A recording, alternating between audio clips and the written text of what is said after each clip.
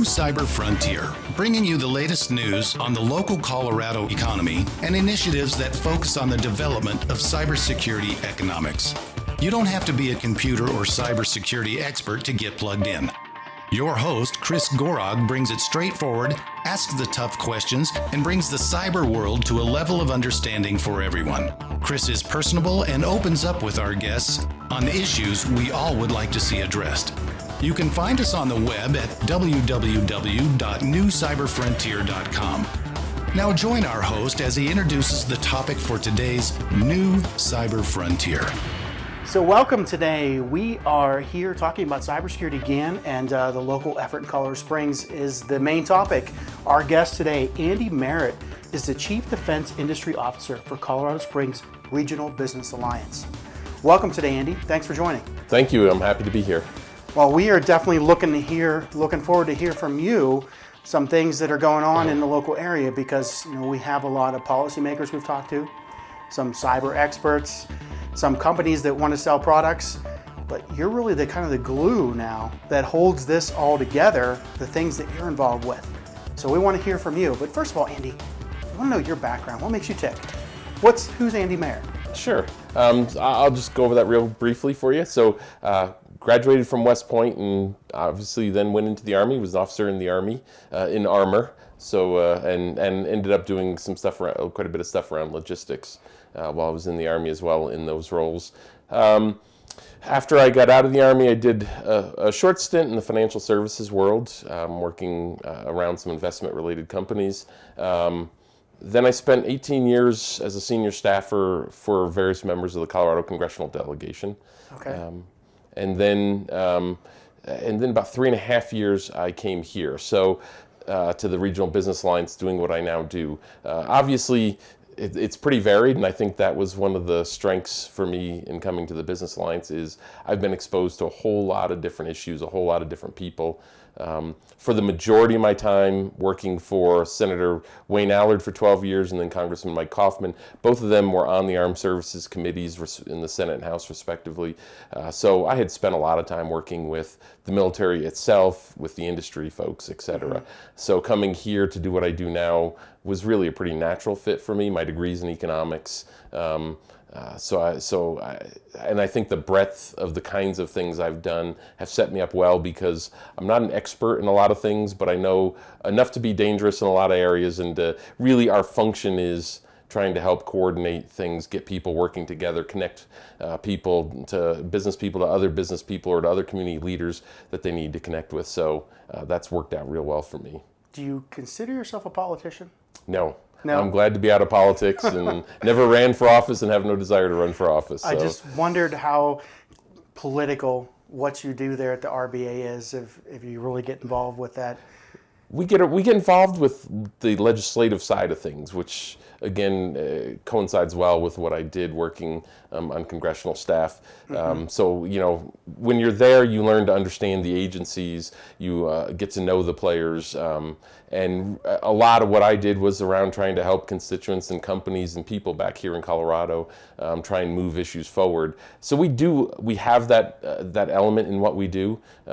Certainly you can't work around the military issues without being engaged back in Washington, D.C. with Pentagon leaders, with folks in Capitol Hill, and I have great networks there that I'm able to tap in to help us try and advance stuff. So I don't get involved in the politics side of it so much as, and we're not endorsing candidates or anything at this point, so we're more involved in the policy side, mm-hmm. Which is where I prefer to be. Yeah, we'll get into that military thing and all these connections a little bit later. We'll be right back with the rest of today's show right after these brief messages from our sponsors. Cyber Resilience Institute helps build strong cyber communities designed to prevent members from attack. Like building a neighborhood watch, it takes coordination and a sharing community to protect our identities and valuables in the virtual world. Typically, we hear that organizations know they need to do something to protect their cyber assets, but don't know where to begin. Let Cyber Resilience Institute help your community create an action plan. Cyber Resilience Institute will build your community or business marketplace so that it is designed to support a collective cyber defense. Contact them for more information at cyberresilienceinstitute.org. The governor says we're making Colorado cyber capital of the world, and it's going to be in Colorado Springs. The mayor's on board. What is cybersecurity? What is your definition? Well, and that's really hard, and I've been learning a lot, and it's very broad, and I don't have a singular solid answer for you on that front, because to me it's a lot of different things. But I think maybe if I could, the basic of it is protecting the information and networks that are critical to almost any operation. I mean, your bank accounts as an individual, you're certainly going to be worried about the protection of that. The information on your phones and your laptops, and you have reason to not want bad actors to have that kind of information. If you're a company, you have all kinds of information, from intellectual property to financial information for your customers or for your company that you don't want out there. Everybody has information that they want secured. And I think that's really what we're talking about, is how do you protect the information that you want to protect from other people having access to it. Okay. You probably get a lot of people come through your office that are totally convincing that this is cybersecurity, this is what it involves. How do you decide who you listen to? The key is not to listen to just one person. One of the things I've learned, and I will say I am not a cyber expert, I'm not a tech geek, so I've been learning a tremendous amount over the last couple of years as we've really started digging into this arena. And the thing, I guess, what I'm learning is cyber is evolving probably more rapidly than anything else. Day to day, attacks change, capabilities change. The key is, if we want to be involved as a community in cyber, as a nation for that matter, frankly, you can't limit it. If we try and put a bow around it and try and put it in a box and say this is what it is, we're making a huge mistake. Because it's going to change and it's going to evolve, and the minute we try and limit it, we're going to be falling behind to what it now is evolving What it into. used to be, right? Yeah. So we're kind of taking as, I'm not trying to listen to just one person. And I think the minute we try and say, these are the smart people and just listen to them, we've made a mistake. I agree. So now this evolving mesh sounds like a growing blob almost. It is. How do you put an effort around it? What do you see as this NCIC effort to contain, to enable, to help, to support, to grow this? Yeah, I think the key is for us as an organization to start with. It's not, we don't have the expertise to define all this stuff and direct it. So it's about creating, from our perspective, for what we're trying to do, it's about creating an environment where this kind of activity can flourish. So that way, if you're just an individual young man or woman and you have this great idea of how you think you can go after an aspect of this realm, we want to have an environment where you can thrive. If you're a company that's already in it, we want you to be able to find the talent you need, be able to find the financial resources to take your company to the next step. Whatever it is you need to find, we want to create that environment where it engenders entrepreneurialism, where it engenders risk-taking amongst existing companies to grow, where it gets people who say, you know what, we want to move into that community and be a part of it. So the NCIC it has the potential to be a major component of it, because of the three main areas that they're really targeting are all critical to creating that environment. But they're not the only pieces of it. So one of the things we try and be careful about is say, this NCIC will be a critical component to move us forward, but don't forget there's other pieces out there developing right now, pieces that aren't even here right now that we need to develop. Let's not leave out that other stuff at the same time. And so we're just trying to make sure, we want our folks here to connect to that NCIC and be able to be a part of it, where they have capabilities that can benefit the NCIC and vice versa. But we also want folks to keep doing other stuff. Okay. So what are you at the RBA doing? What are you putting in place right now? We're working on a lot of different aspects. And when I say we, I guess I would ask you to understand that I'm trying to use more often than not using the universal we, because it's not us alone. So workforce development. The one thing we've clearly heard talking to our companies and seeing the fact that we've got several thousand IT cyber-related jobs right now in our community that are unfilled and that they can't find talent for. And we talk to companies that are struggling to get the right talent to come in. And fortunately for us, that's not just a local issue, that is a national issue. There is a shortage of cyber workforce around the country. And then talking to companies that are looking whether they want to locate here or not, or set up an operation here.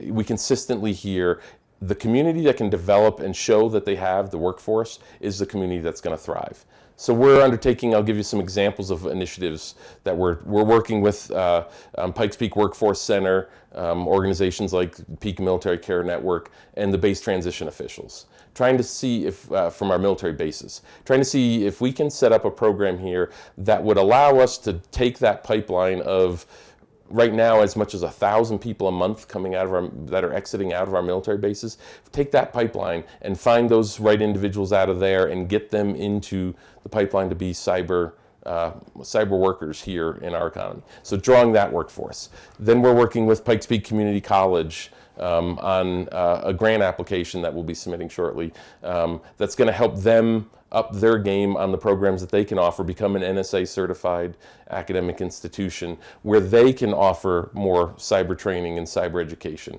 to develop more workforce there. And then with the NCIC, we're working obviously, and with a lot of folks, that's going to have a major education component to it as well. So setting up a variety of pieces, those are just some of the examples, and there's more, but a variety of pieces that are going to fill different needs in our community, but all will end up producing the cyber workforce that our companies need.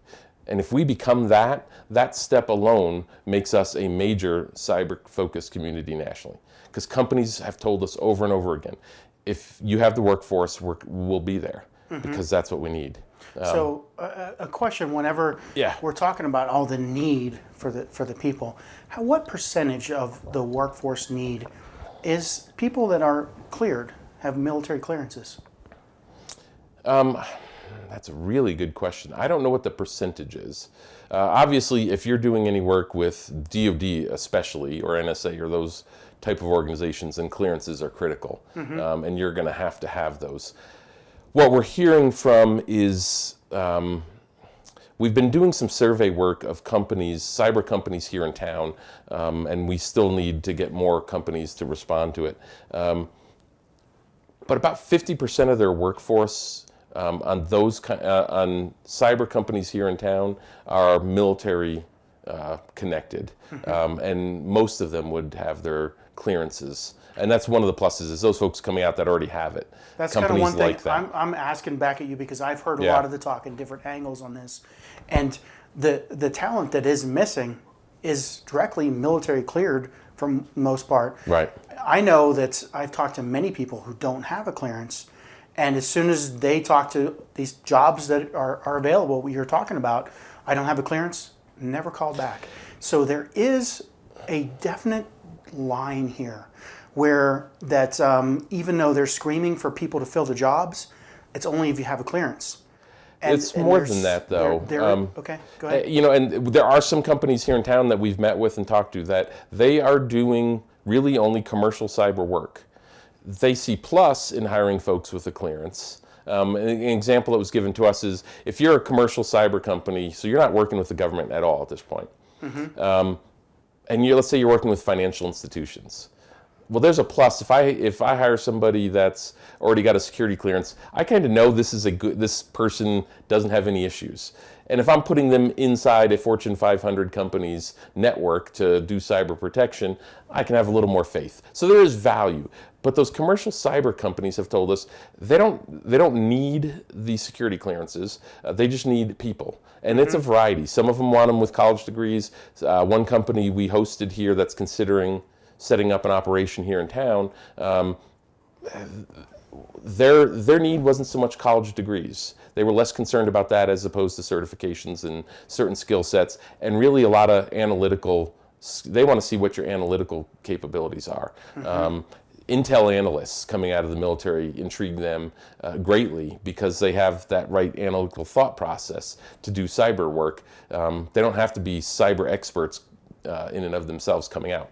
They'll do training for them. Certainly if they are, it's a plus. So it really varies. It depends what kind of work you're doing. There are plenty of companies out there and companies that are likely to come into town partly because of the presence of the NCIC and the Academy Air Force Cyber Center that they're standing up. They want to be near those things, but they're doing commercial work and they don't need the clearances. So there is both. Mm-hmm. So my background is in critical infrastructure. We've had conversations before. And for quite a few years now, critical infrastructure has a very different need for cyber than the military. Now, whenever almost everybody I've talked to in straight down the line in this NCIC effort really has a tilt towards an understanding of what the military need is here.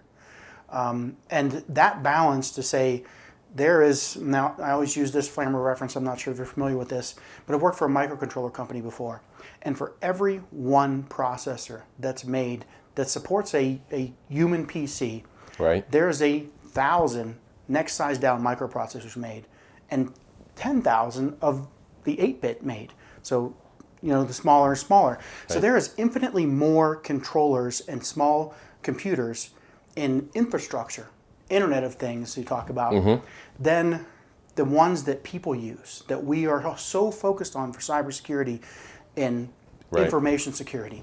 But yet I hear so much that this effort is so highly focused just from what the background and the people involved are in the military infrastructure that's already in town, in the military bases and the top secret and the information security for how that flows into the companies that need it in small areas of the company. But these entire other business models for so many different industries, I don't really hear addressed. And that's one thing I would ask back at you. What are we doing to round this out? It's a great question. We are trying to look at the different aspects. The challenge is there's so many different potential pieces to look at that it's hard to do them all at once. So I think some of what you're maybe experiencing is we have a couple big things in front of us. Let's tackle those and get those going. I don't think the intent is to limit it to that. I know certainly from our perspective that wouldn't be our intent, but I don't think across the board that's people's intent.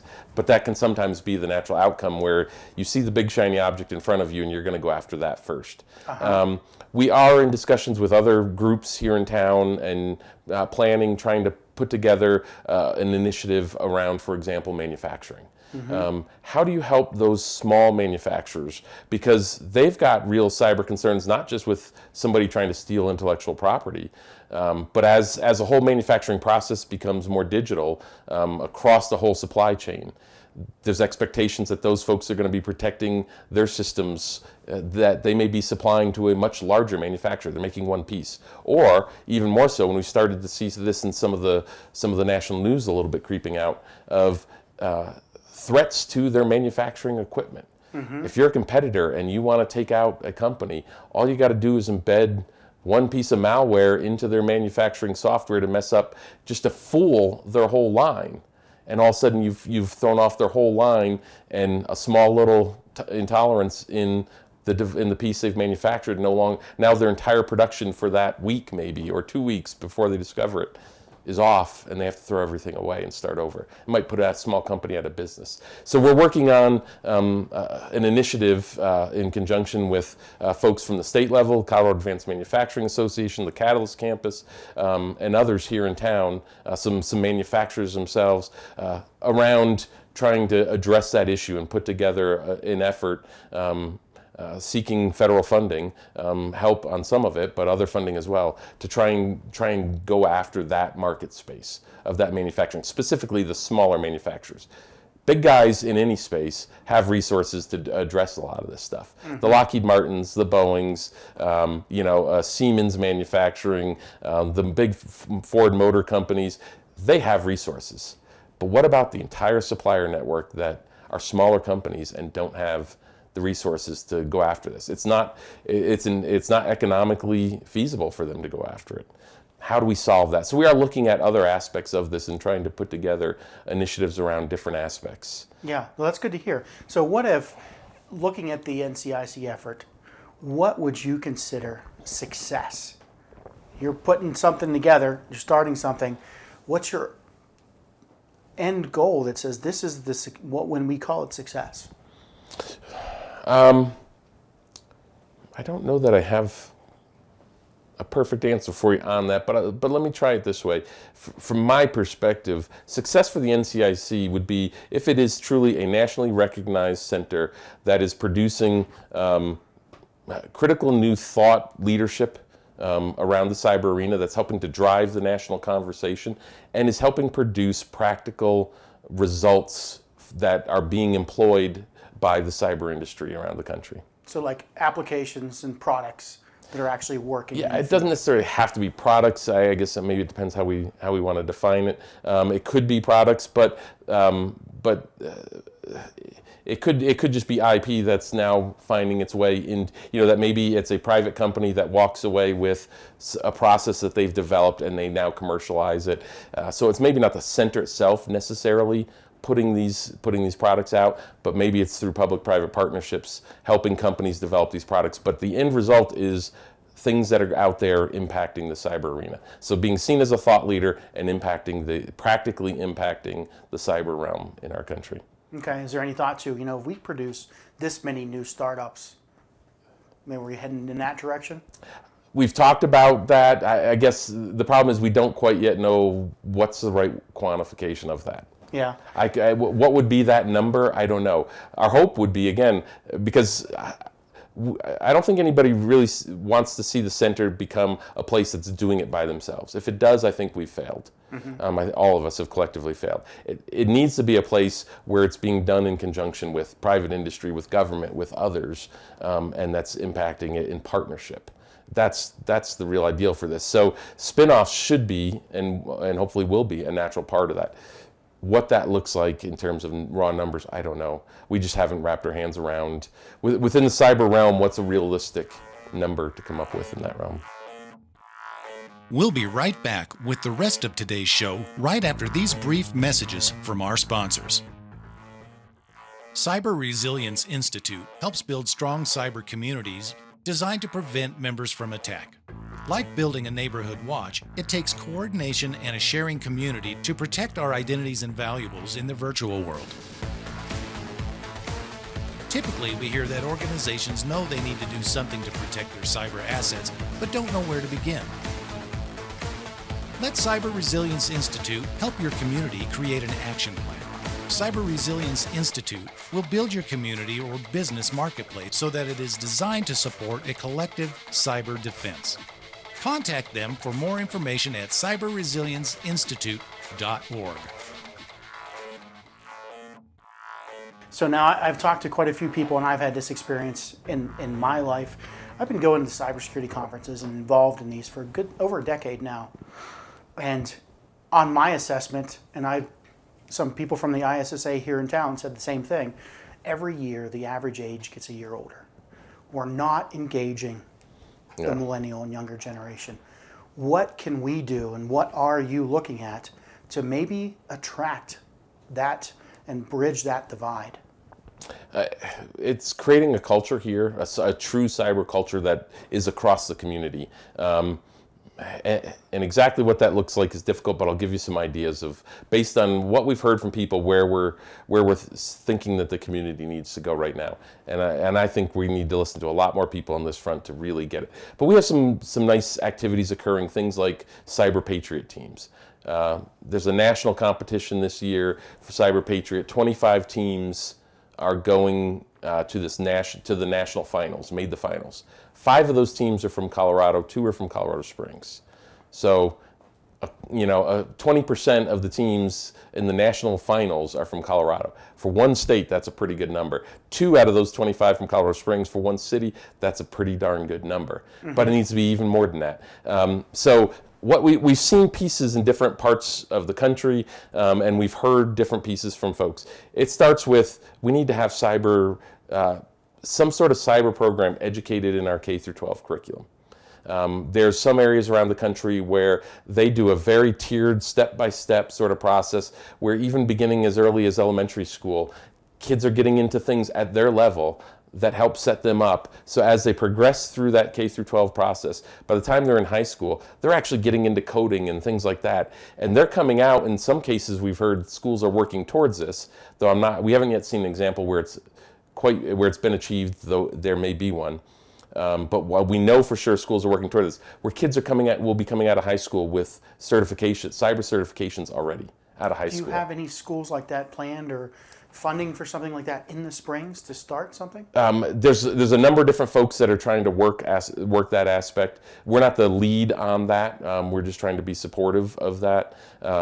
There's a was it CSTEM or STEMSCO? The Colorado STEM group I know is looking at some of that stuff. There's at least 1 or 2 school districts here that have been talking with different folks about what that looks like. And there's a lot of players around that. So it's not my area of expertise.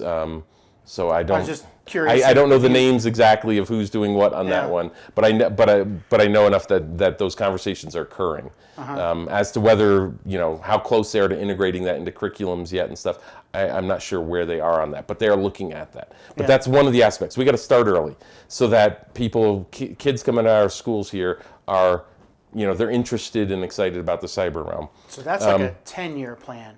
Anything for and this is something that a lot of people have had little ideas about, but engaging the younger, kind of more community living generation. Yes, we have Colorado outdoors and everything, and we attract a certain type. And I've heard people say, well, let's get some free Wi-Fi or something for the downtown area. I know the Catalyst campus and places like Epicentral, and there's another one in McLean Group. They have these co-working facilities that is kind of for that kind of collaboration. What do you think about enabling more collaboration for that young generation that's what they're looking for? We absolutely need to do that. You've moved now way out of a realm that I work. I don't really work on that side. So Hannah Parsons in our office, and she's the chair of the downtown board as well. So she's heavily engaged in all this workforce stuff from that aspect of it. So I just honestly, I don't know what all is occurring there. So maybe we'll talk to her sometime. And see what's going she on. could give you a better idea though. And she was one of the founders of Epicentral. So this is a space, you're now in a space that if she were sitting here, she would be smiling and you'd spend the next hour talking to her about that. But let me share a couple other pieces for you of where I'm familiar with specific things we're trying to do. So the other thing is we need to develop for the more urgent and that kind of high school realm through your 20s, those kinds of people. We've got to have hacking groups, and some of this we can't create. The Business Alliance can't create hacking groups here in town because it wouldn't have, for people that are interested in that sort of activity, we have no credibility in it, and they don't want to be part of the Business Alliance group for that. That's got to develop organically. People have to do that on their own. So if anybody's listening to this and has thought, I wish we had a hacking group, and I know how to do that, start one. If they want our help to find locations to do it, we're happy to do that. So we're encouraging people to look at that. We've actually requested funding from the city to try and get a major EGaming event going here for 2017. Or is that planned or on the calendar? It's still going through the funding process with the LART. So our goal would be to have this going in 2017. If you look around, you've probably, I don't know if you've been to or I know you're at least familiar with DEF CON in Las Vegas and the Call of Duty World Championships. I was just reading an article. The Call of Duty World Championships coming up in a couple months has $2 million, 32 teams and $2 million in prize money. I mean, 10,000 people expected to attend that thing. Anschutz Entertainment Group, who we're working with on this a little bit right now, and one of their partners, they have a whole EGaming division, and they are ESPN is broadcasting EGaming. We need that sort of activity occurring in our community. If we want to get those young folks thinking we're a cool community for that realm and wanting to come in here and visit and be a part of it, offer the kind of activities they're interested in. Absolutely. And in that group, EGaming, whether it be hacking or just the MMORP type activities or whatever it is, that's kind of the stuff they want to see. They want to know that it's there.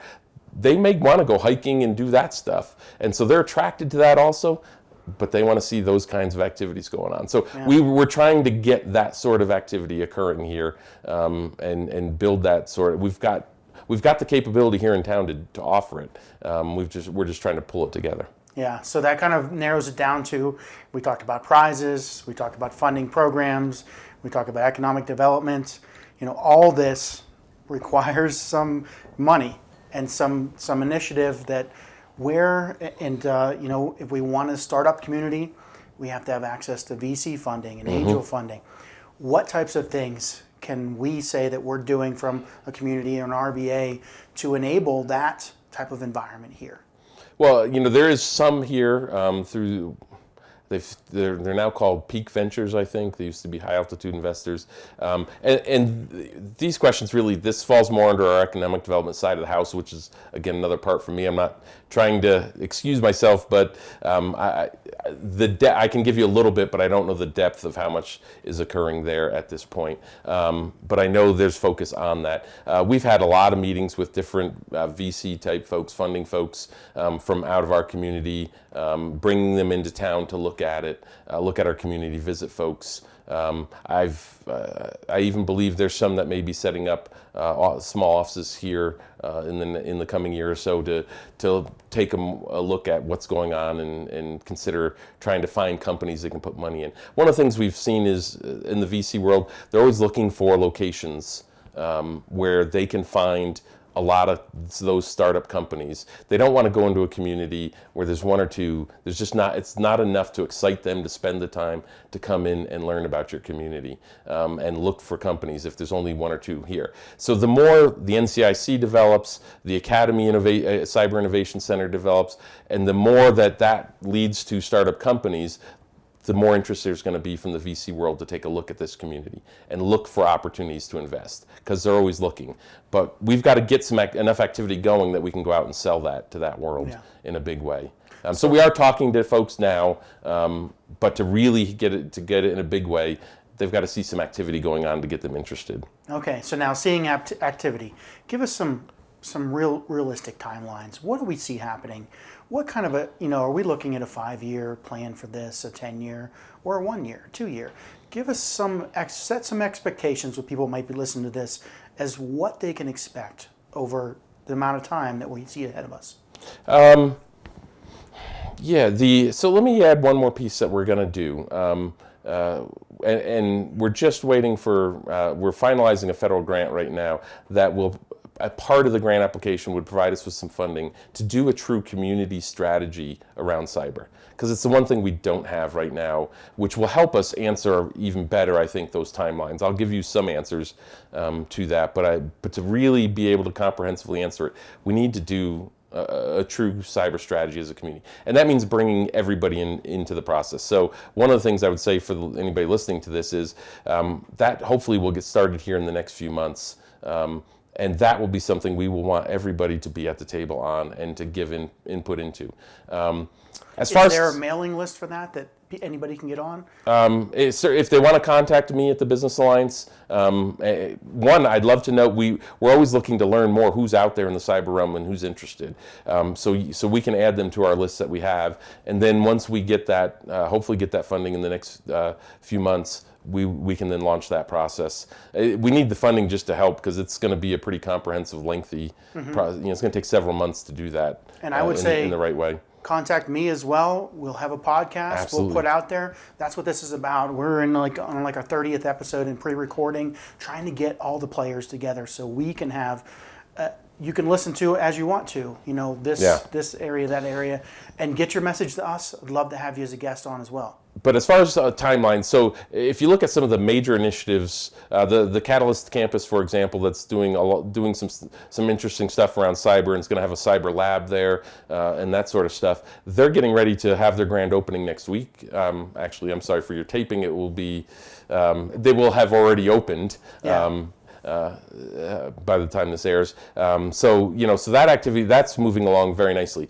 The NCIC, the governor is very aggressive on pushing timelines on this. They are talking about, for example, one of the things they're going to have, one of the 3 components is a cyber training institute to bring in elected leaders from around the country. They are looking at having their first class going into that of elected officials, possibly as soon as late fall this year. So that part of that's, they're trying to get that going now. The state, as your listeners may have heard, the state's putting $8 million in. I think that money becomes available, I believe, July 1st. So with that, they can start right away doing the rehab of the existing building. And that's going to be like a year-long effort there to get that building ready. Yeah, I don't know exactly how long it'll take. I think I heard that somewhere. That sounds reasonable to that. The nice thing is that building used to be a defense classified manufacturing facility, so it has the bones for a SCIF and all that sort of stuff that they're going to need already there. So this money will help them get that back up, get the SCIF recertified, those sorts of things they have to do. So you're looking at sometime next year for that facility to really be up and running and doing some of those activities that they've talked about on the response center side of the house. The research and education components, that's being done in conjunction with UCCS. So they're already looking at how do we, what do we need to do within the university to support that and to make that happen. And some of that stuff they can start putting into place right away. The Academy Cyber Innovation Center, which is another significant piece, because it's really, I should correct it, it's the Air Force Cyber Innovation Center, because it's going to serve the entire Air Force. That center is already has hired their first staff person. They've already gotten their first project in from the Air Force for them. So while they don't have a building built yet, they have space at the Academy. They're starting to add staff, and they're pretty close to getting underway with their first project from the Air Force to try and address. Now, how open is that to the public? Being up on the Air Force Academy, there's a lot of military base restrictions to getting in there and things like that. Obviously, in terms of just going up to it, that would be a problem. But the structure around that is very intentionally designed to be about public-private partnerships. So their goal is to bring industry in. So they've already got an agreement, a PIA, which don't ask me what it stands for because I always forget what it stands for. But it's an agreement with the Catalyst campus. They've got another similar agreement in place with UCCS. So they've got agreements in place where even if the activity and some of that research isn't done on the Academy, it could be done, for example, there might be a piece of it done at Catalyst campus and another piece done at UCCS. So there'll be multiple ways people will be able to connect to it. And be able to work with the center. Yeah, and I don't want to go too far down that rabbit hole. That's just been a question that people ask. Well, that's a good question. If we're on a military base, that restricts so many people from getting in. But eventually, their plan would be that they will get their own facility, and this could be a very significant piece to our community as well as serving the Air Force. Yeah, and the Air Force Academy is a big thing in this town, big organization. Yeah. So, just kind of in closing, is there anything else, timeline-wise, or things in the future, things that might not be public that you want to release, that you need from either listeners and their support, or you would like to get out to the public? There's not really anything else to announce right now. What I would say is, the listeners, if they want to connect to us, we'd love to get to know you and know what you're doing and what your interests are so that we can help you connect. Very much we view our role, again, we're not the cyber experts, but we're happy to help connect people. We have spent a lot of time connecting people to the NCIC or the Academy or Catalyst or any of these other projects. Certainly, when we get to the step of trying to really develop a comprehensive community cyber strategy, we will want everybody that's got expertise, knowledge, interest to be a part of that process and help us as a community figure out, because we're not going to try to dictate what it is. What we want to do is develop a strategy that serves this whole community and the various aspects that are occurring here. We have to know what's going on in order to be able to do that. So please connect with us and let us know what you're up to and how we can help you. I would just say, I guess the last thing I would say is this is a very unique opportunity for us as a community. We spend a lot of time looking at what's going on around the country in the cyber realm, and one of the things we came to realize was when you compare us to other cyber communities, we have a ton of strengths in this community. We have tremendous capability, we have tremendous expertise and knowledge from all sorts of different aspects of cyber realm. If we can leverage this as a community, we really do have a chance to be a leading cyber community in this country. Well, I hope so, because it's exciting to me too as well. Having been in this field for 10 plus years and seeing it kind of stagnate so often, I'm really happy to see that the community's getting behind something. Well, and these are jobs that, on average pay six-figure salaries in the cyber realm. So for the community, this is something that really raises the level of income across our community, which benefits all of us. And we all need that, that's for sure. But thanks for joining today, Andy Merritt. Thank you. We hope you have enjoyed this episode of New Cyber Frontier. Remember to get involved.